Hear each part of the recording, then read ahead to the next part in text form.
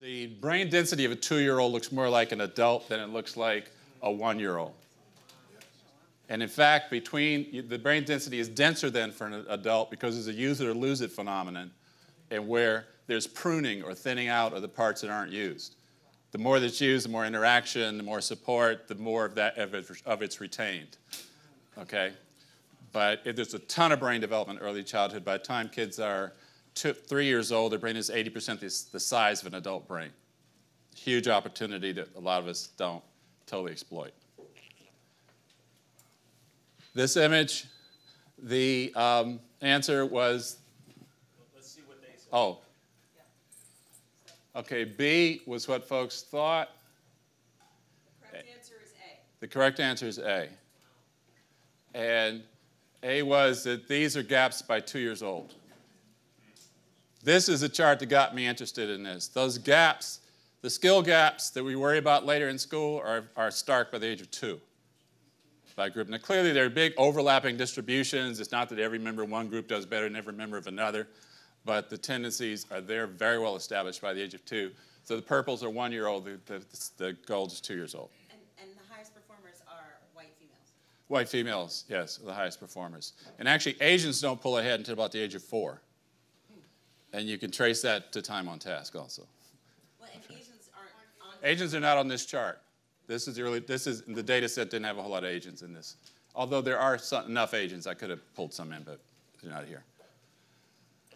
Question. Yeah, Jerry. Yes. Why is that the case? Why is, can we go back a little bit? I'm not sure how much discussion or response I'm supposed to be doing now, or just, okay. It turns out we nurture girls and boys differently. And there are differences in family lifestyles by race and ethnicity. A lot of it. The gaps are very small by the age of 1. By the age of 2, they've blossomed. And we can show that there's differences in how much people talk to kids. There's differences in how much back and forth conversation there is in families. There's a fascinating study came out in 2018 that had kids wear Lena devices. These are actually 4 to 6-year-olds. Lena devices pick up the speech in a lived environment. And they were interested in knowing whether they could pick up on brain scans the effect of how much back and forth conversation there was in the household. So they had the kids wear these Lena devices for a while. Then they put them under brain scans and had somebody in the room read a story. And the more back and forth conversation there was in a child's Lena recording, the greater this area called Bruno's region of the brain lit up on the screen. And so it looks like because you have to, in a back and forth, you got to hear it, process it, form a response, and deliver it. You're using your brains like a muscle. You're exercising it. And so the more back and forth conversation, the stronger those parts of our brain that deal with literacy and language and communication get. And there are racial and socioeconomic differences in how much of that happens early on that are documented in pretty much every study we try to measure these things in. And I should say that some of the differences we're interested in are larger among the more educated members of different racial groups. Because you get, as a parent's education goes up, the line steeps up, but it's steeper for whites than for blacks and Latinos, so the vertical distance gets bigger as the socioeconomic status. So it's our kids at the top end that have these big gaps, too. Okay. And then gender. People talk more. Oh, the gender. People are more responsive to little girls. Okay? There's one study that finds that when a little girl seems a little needy, she's 3 times as likely to get a sympathetic, empathetic response. Also, when fathers play with their children, if it's playing with their girls, it's more likely to be literacy related. If it's playing with their boys, it's more likely to be rough and tumble play. We also deny affection to our toddler boys for fear of undermining their masculinity. Okay? Little girl's whimpering, pick her up and give her a hug. Little boy's whimpering, you need to man up, not be a little sissy. Okay? And we deny affection to infants for fear of spoiling them, which is also wrong-headed. Okay? So there's a bunch of things that we can actually document that are differences that we can work on. Some people don't like talking about this stuff in public, but we can't fix it if we can't talk about it. And these are all things that we can fix and we can work on. Okay. Pardon?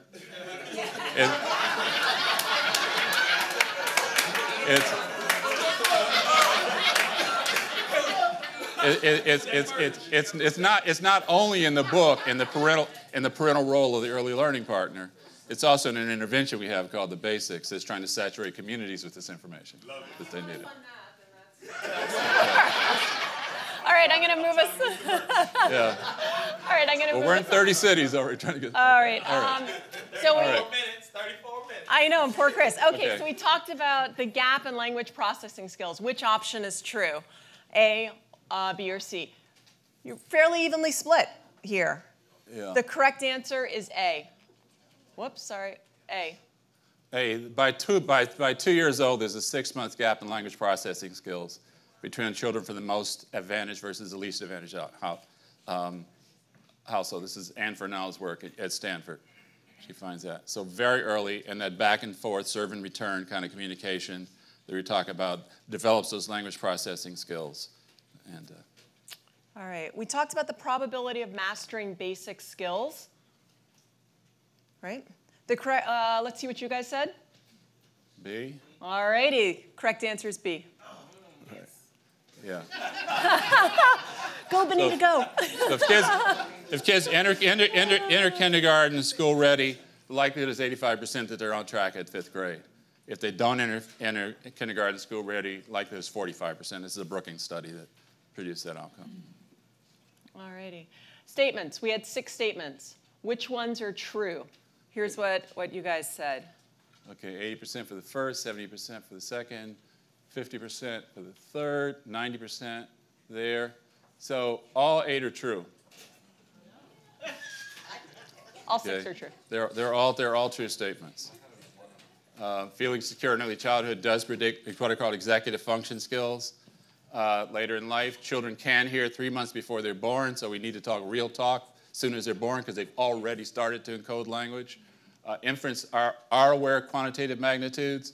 You put 3 things on a shelf, an infant's looking at him, he looks away, you turn it into 4 things, he stares longer, okay, indicating that they're recognizing the differences.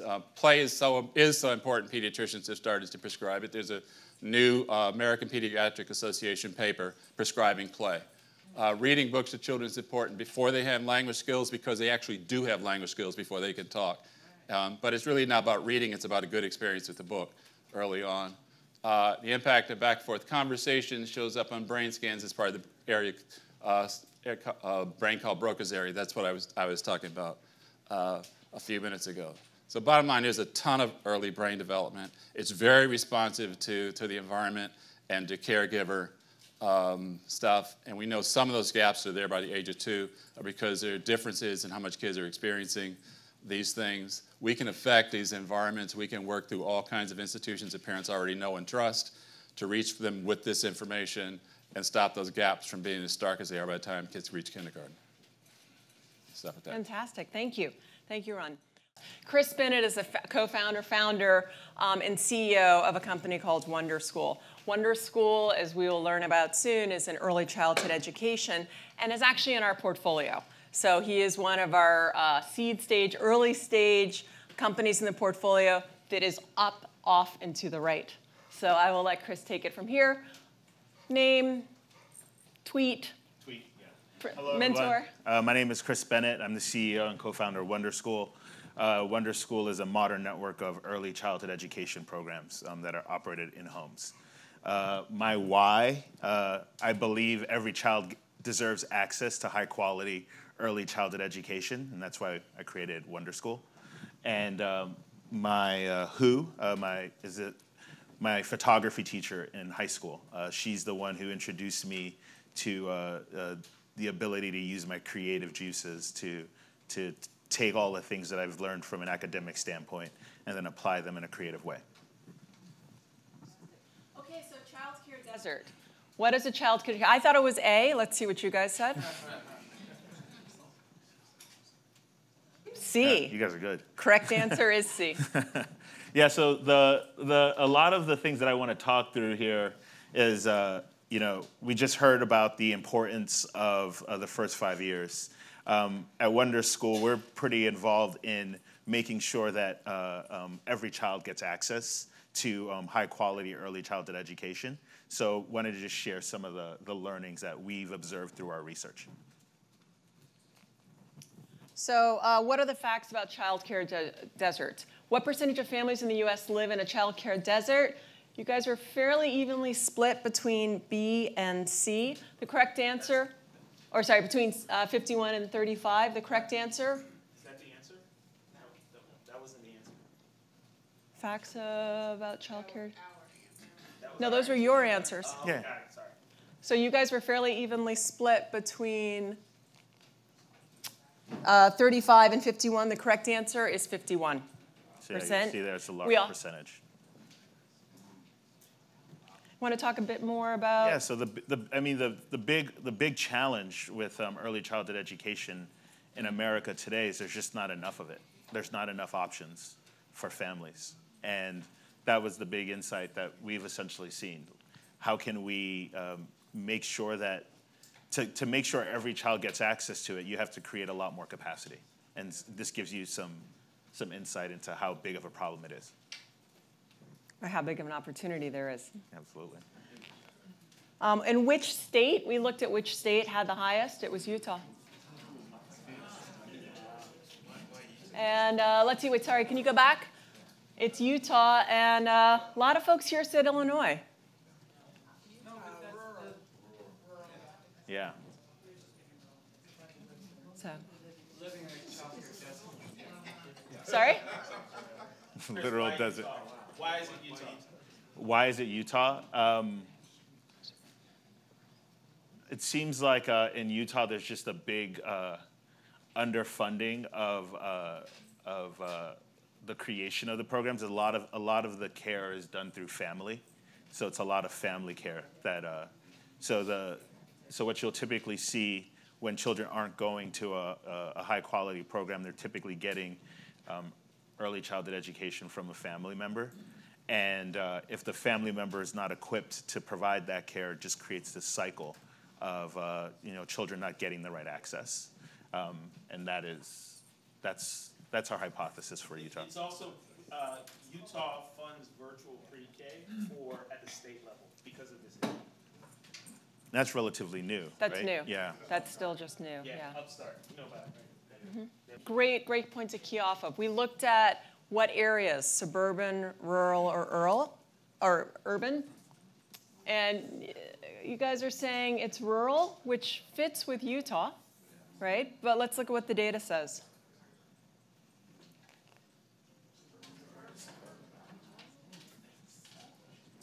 Reason being? Yeah, that's effectively just what the data says. Those are numbers, not percentage also. So more people live in suburban areas. Yes. Right.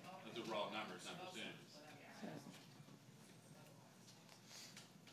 But interestingly, food for thought. 69% of all mothers are in the workforce, right? And childcare deserts are associated with fewer mothers in the workforce. So as we think about the link between suburban life, where there are often two income families, dual income families, right? We can see that there's a link there as well as you think about how those data sets fit together. Not perfect, but there's causality. Okay, we talked about eligible children enrolled in childcare. Most of you have said 23%. So yeah, one of the big learnings that we're finding in California is that a lot of the parents who qualify for subsidized childcare aren't necessarily aware of it, and so there's a lot of education that we do to make parents aware of it. Along with that, a lot of the directors who could provide the child care aren't aware of the ways to go about doing it. So you typically have to partner with a nonprofit organization that partners with the state government, so a resource and referral agency. And there are a lot of challenges and a lot of work that it takes to start to partner with one. And so also work with mothers said that the subsidies don't cover the full cost. So even if they know about it, they still can't afford it even with subsidies. Yeah. Yeah, because some of it requires you to have half day. Who can do that? Yeah. Right. And to get there, like even transportation costs, like all of it. And I would also say that there's compliance issues Speak up. associated. There are compliance issues associated with not only the families getting the subsidy, Yeah. but the providers getting the subsidy. Exactly. And so what happens is that it creates a whole nother expense and infrastructure just to manage on the Yes. compliance around subsidy. Yes. And that's a barrier for anybody interested in even going into subsidized childcare. So the way the subsidy rates are determined, it's in California, it's determined on a county basis. And what's actually interesting is in certain counties, for example, Los Angeles, you can actually build a pretty good business, an in-home business, and as a provider, you can create a pretty good income for yourself in certain communities and accept the full subsidy rate. The challenge is that subsidy rates differ across the entire country. And so to your point, in some places, there's not enough of, the subsidy rates aren't high enough to make it sustainable for the provider. So there's a lot of opportunity there. And even if you look at those families who do get the subsidy, there's a question around quality of the subsidy. Yes, You yes. find that black children, not only in California, but in other states across the country, they have access to child care, but the quality is nowhere near what it is for white children when it comes to teacher credentialing, resources, nutrition, and even adult-to-child ratio. So there's a question about quality as well. But adding to the quality in Massachusetts, we've raised the standards for early childhood care, and it means programs are closing. They're just not offering Right. third, 3-year-old, 4-year-old care anymore. So there's quality, but you still have to go to work. So I don't know if I think thinking about rolling out the quality piece at $12 an hour, you're not going to get affordable and super high quality. Yep. One of the pieces I wonder, so experience I had in Michigan, we were a low performing school that became a charter school district, and we created a child care facility within the district, within our building. We then put parents to work in that and then got licensed by the state of Michigan to be a child care facility to accept these subsidies and use our buses to supplement that way. So I'm wondering if that is an opportunity for other school districts to actually begin to think about the quality of the subsidies and opportunities, because you grow your pipeline by getting them into your district and into your building more that way. So do you want to talk a bit about kind of what you've done in Boston and how you've tackled some of these? We have a couple more questions to go, but I think I want to key off because this is a good point, and also what you're doing. Yeah, inspired by the numbers that I saw, we started a project that started as a Boston Basics, where the idea was what we call socioecological saturation. We want to, ideally over time, saturate parent social ecology. So if you're in a community that's doing the Boston Basics, there's no way you don't know about the basics. And the basics are 5. I put together a National Research Advisory Committee to help me boil down the basics to 5 propositions. Maximize love, manage stress, talk, sing, and point, count, group, and compare, explore through movement, play, and read and discuss stories. That gets pretty much all the cognitive development stuff into science. We got videos, handouts, discussion guides, and so on. So we want to reach people through their pediatricians. We're putting together a kit. These little video brochures. People can sit in the waiting room and watch the videos. Discussion guides for pediatricians. What's your pickup line to start the conversation with a family? You got the kid in the room. But also, how can a minister deliver a sermon on this topic? What are the things that librarians can do? How can you think about every trusted relationship parents have? And so we have backbone organizations that are formed in communities in about 30 cities now that are reaching out and trying to organize. Is interested in Chile and Brazil and China and some other places that are coming along. At this point, we're about to start developing an app to tie everybody together for all kinds of communication through the whole system. And focus on ages 0 to 3 so that you don't leave the hospital with a newborn without having been introduced to the basics and given some way to go online and watch the videos and maybe be part of an online community with other folks around this stuff. Okay, most of my work is actually K-12, and I guess a lot of you in the room who already know me through Tripod student surveys and Tripod education partners that we do in that work. But when I saw those gaps by the age of 2 that were as stark as they were, it's like, hey, we got to do something about that. Yeah. And so that's trying to do the whole range now. By the way, we do need a full-time CEO from your generation to help run our Basics Inc. Nonprofit organization. I'm going to hook you up. All right.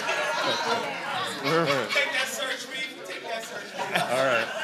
Well, your purpose here was to build the entrepreneurship, right? Right? So if not this room, then where? Right?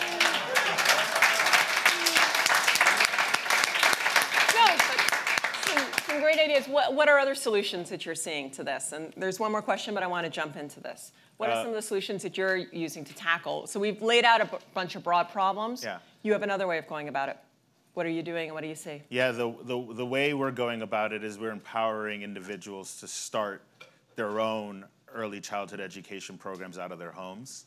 And then we've built software and a huge mentor team that goes out and empowers these individuals to become incredible educators. And what we're finding is that you can build sustainable businesses in pretty much, we're in three cities right now: New York, San Francisco, LA. We're actually in 4. We're in Denver. We launched Denver today. And he's here. And he's here. He made it. 8:15 this morning. Yeah. He scooted in. Yeah, and so what we're finding is that we're able to build these sustainable businesses all throughout America and make sure that we're creating a lot more capacity based on what I just shared here. That seems to be the biggest problem we're seeing with our research. And you're incorporating education. It's not just care. So you're changing, just as you are, you're changing the notion of care into actual education and curriculum. That's exactly and right. So we have right? So they're kind of cloud-powered school of the future. Yeah, we have a huge education team that goes and works with all of our directors, and we serve children between 0 and 5. And what we're finding is the biggest need is actually 0 to 3. Right. And it's education for the children and the adults in the system, so you're doing both. And we're planning to start working with parents as well. Right. Questions? Talk about sustainability. The requirements for these preschool educators, there's a cost factor, and I have a early childhood center in my district. However, trying to keep teachers that have to have the same qualifications as all other educators, but yet they're not recognized when you talk about salaries. It's along the same line, my question. How much? The next question was, who got paid what? Yeah. Can you break that down? Do you want to just go to the next? No, sorry, go ahead. I'm talking to him, not you. So the lowest is actually a manicurist or a pedicurist, but right after that is a child care worker. And but what we're finding is that when you start your own program, you can earn significantly more. And so the directors who are starting programs on the Wonderschool platform are earning about the median income of the communities that they're living in, and they're able to earn about the same amount as the parents that they're serving. And the big reason why is that there's the biggest cost to running a child care program is real estate costs. And so if you're able to remove the real estate costs and share that with your home effectively, you can take all of those costs and pay yourself more and pay teachers more. And yeah, And so recruiting. that's pretty much what we're And if you're able to seeing. get the word out in an organized way, you keep the supply of. So there's a concept called the Iron Triangle of early care and education, and it's based off of 3 concepts. 1, having a full program. 2, making sure that you're collecting all of the payments that that are deserved to you. And 3, making sure you have revenues that cover the cost of providing the child care. And a lot of individuals who go into starting programs, they have a love for children and they have a love for education, but their experience with actually operating a small business is lacking. And so what we do, so my parents were small business owners. I've been an entrepreneur in Silicon Valley for the past 9 years. And so what we do is we take, small business principles and apply them to early childhood education, and we become the business administration for these directors to make sure that they are aware of the subsidies in their communities, make sure that they're able to go out and get access to the subsidies in their community, make sure that parents in the communities know about their program, and make sure that children are enrolling, and essentially that we're optimizing for the iron triangle, so that they're always full. And by doing that, we're able to create a lot more sustainable businesses, which also serve the needs of the community. On that quality question, where are you guys on developing curriculum and content and incorporating that into your platform to raise the quality of what folks are actually doing? So we have our own curriculum that that's through our platform that our directors use. And the way we go about administering quality is every individual who joins the Wonderschool platform has to get vetted by our quality and safety team. And we've developed a quality and safety promise that essentially consists of 5 different essentials to ensuring that the programs are quality. And then we have a mentor team that goes out on a quarterly basis and observes the classrooms and works with our directors to improve the quality of their programs over time. And then we're measuring quality on an ongoing basis. And the way we're thinking about, so I went to an incredible preschool when I was a kid. I went to this school called the Lab School at the Miami-Dade Community College. And it's a state-of-the-art school. And my sister, who's had a great career as well, went to an in-home program in our community, run by a woman who started her own program.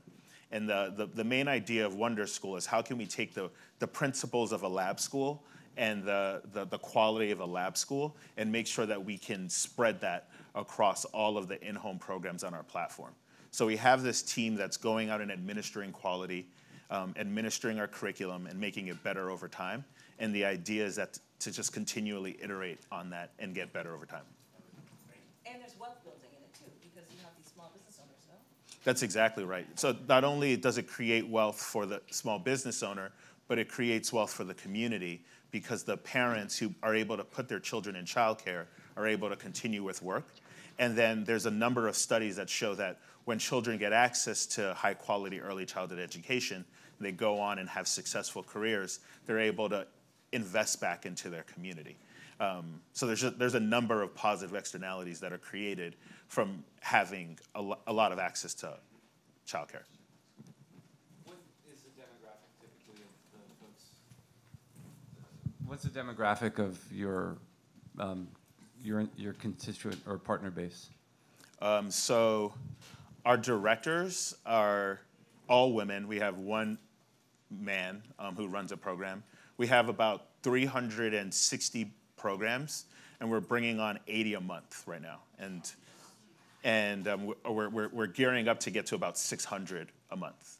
So it's all women, and it's primarily, in the cities we're in, it's primarily women of color, and it's immigrants, a lot of immigrants.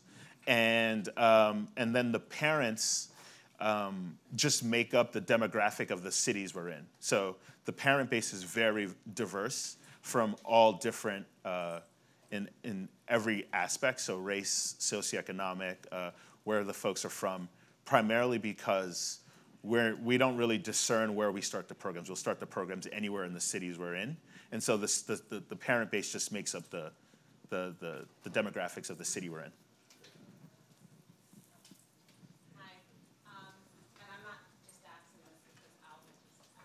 But how are you solving for food and nutrition, and how are you kind of tying that in with the home care? So there's a number of things that we want to solve for. We want to solve for food, transportation. We want to solve for medical care. Those are the 3 big ones that, there's one more. Oh, and finding assistant teachers. Finding teachers is also really, really hard. Those are the 4 businesses we think that we could either partner with or build within Wonderschool. But those are more long-term goals. Right now, the big focus is just making sure that we're starting schools and filling them, really, and making sure that they're high quality. But the way we solve for it now is we just educate our directors on what are the best types of meals to provide for children.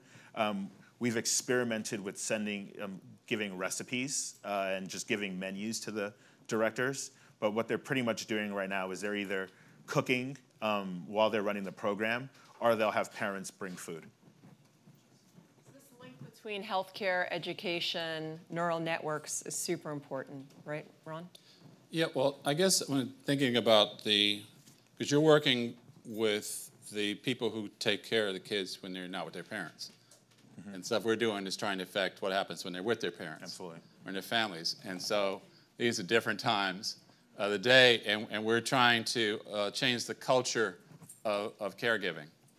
And it's all about adult learning.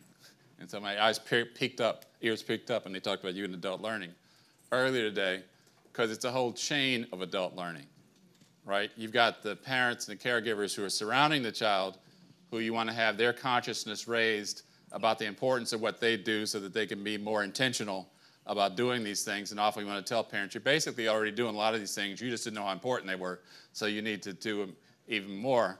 But then we've got those of us in the room don't touch parents directly, we reach through other people, right?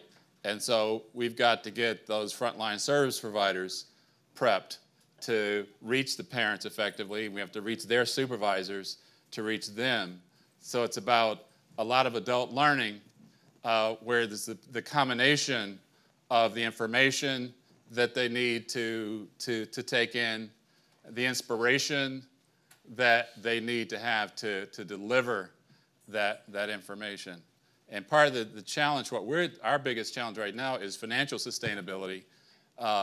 And we're starting to package things that we hope maybe healthcare organizations will pay for to reach parents. But we really don't want to give up on the sociological saturation notion either, and which is reaching people through lots of different windows in the community, all through the same set of language, right? And one of the things that organizations like a lot, they say, you know, pediatrician was going to have this conversation anyway. You know, the parent's already going to come in and say, I got a colicky baby, what can I do with him? Okay, you can frame that conversation in terms of our maximize love, manage stress thing and reach out through that and know that they can go to a reading group at the library that's going to be talking about the same issues, something else at the Sunday schools that can be talking about the same issues. So the same language across the entire community, ideally subsidized at some point in time by something somebody's paying for that can be spread back. And so we're talking about in the app that some entrepreneurs have stepped up and say, well, if you can raise a piece of it, we'll put in the rest of it. And maybe we can build something in the app the middle-class families can pay for. They can then subsidize what the more needy families need. Hospitals got to serve families anyway. They want to give them bundles of things to leave. Well, maybe they can pay $20 a family for something, and that can cross-subsidize in there. What's happened is we've done zero outreach. We started this in Boston about 4 years ago, and figured, well, let's figure it out in Boston and then spread it. But I do a fair amount of talking around the country on K-12 issues. And I'd mention this at the end of a talk, and people come up, hey, can our community be a part of that? And I say, we're still figuring it out. They say, okay, that's okay, we'll figure it out together. So we have now what we call the Basics Learning Network, where it's like we have these core principles that are non-negotiable, and we have some other things around them. But then we're crowdsourcing a lot of implementation ideas beyond that. And so ideas are coming back at us now about how to implement. The video brochure idea came from one of our partner cities. Ideas about how to use book bags in libraries that are very interesting. You got a book bag, has our 5 symbols on it. If you've done it basic 100 times, you get a button to put on top of that symbol. That book bag becomes a status symbol now, strutting around the library with all 5 of your buttons on your bag, right? And so those kinds of ideas come back, and you get different organizations in different cities. The Houston Children's Museum is going to do an elaborate exhibit scaffolded on our 5 basics, and that'll be the anchor for the Houston region for different communities around can bring their kids in, and so on. And this grew out. Spent a few years trying to develop some support for this around Harvard and from other foundations, but it was too loosey-goosey initially. People didn't want to really touch it yet. And so a group called the Black Philanthropy Fund, some senior African Americans my age, came together and wanted to give back, and they helped to get it off the ground along with some funds from the Kellogg Foundation. And so we're at an inflection point now. There's interest coming from every direction, still no outreach on our part. We're trying to respond to that. We're building tools. We need an executive director who is your generation and not mine. Okay. Okay. And who can? I mean, I think our biggest bottleneck right now is having that person, the people with resources who want to invest in, because people buy the vision, okay, but you know who's going to carry it? Who's the person that they invest in?